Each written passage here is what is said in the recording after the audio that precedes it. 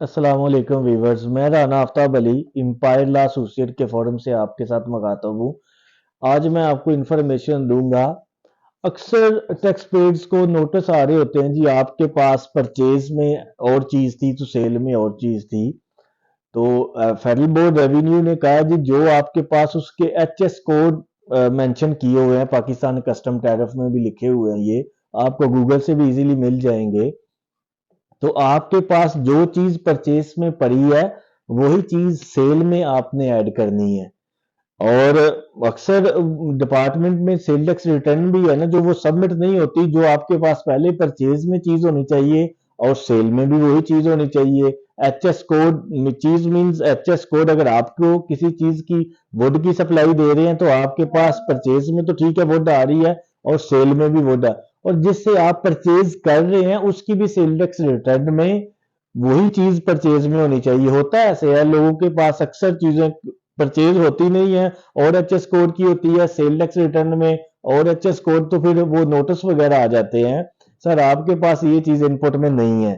तो या फिर ये होता है जहां पे आप परचेज कर रहे होते हैं उसके पास उसमें इनपुट में चीजें नहीं होती, उसके पास वो चीज पड़ी हुई।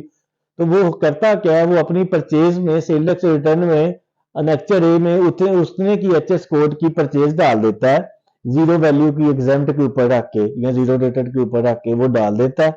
तो वो डालने के बाद उसके के पास वो सेल उसी एचएस कोड की डाल सकता है, लेकिन वो गलत है। उसको चाहिए जो चीज परचेज में पड़ी है वही चीज उसको सेल में डालनी चाहिए, और जो चीज जिस बायर ने उसको परचेज किया है तो जो सप्लायर है उसको भी वही चीज आगे सेल में डालनी चाहिए।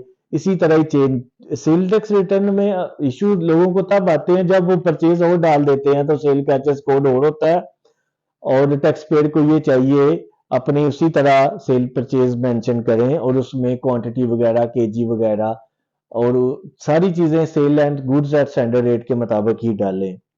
अगर सेल टैक्स रिटर्न में आपके पास उसी एचएस कोड की ना होगी परचेज तो आपको लाजमी आपकी sale tax return submit system नहीं करने देगा। तो अगर आपका जो पाकिस्तान जो कस्टम टैरिफ है उसका जो चैप्टर है, अगर आपके पास चैप्टर का वो होनी चाहिए जैसे कि 44 है और 44 1 2 3 है, तो आपने 44 अगर आपके पास वन में परचेज आ रही है तो आप अपनी सेल भी वन में ही डालेंगे, तो नहीं तो आपको नोटिस आ सकता है।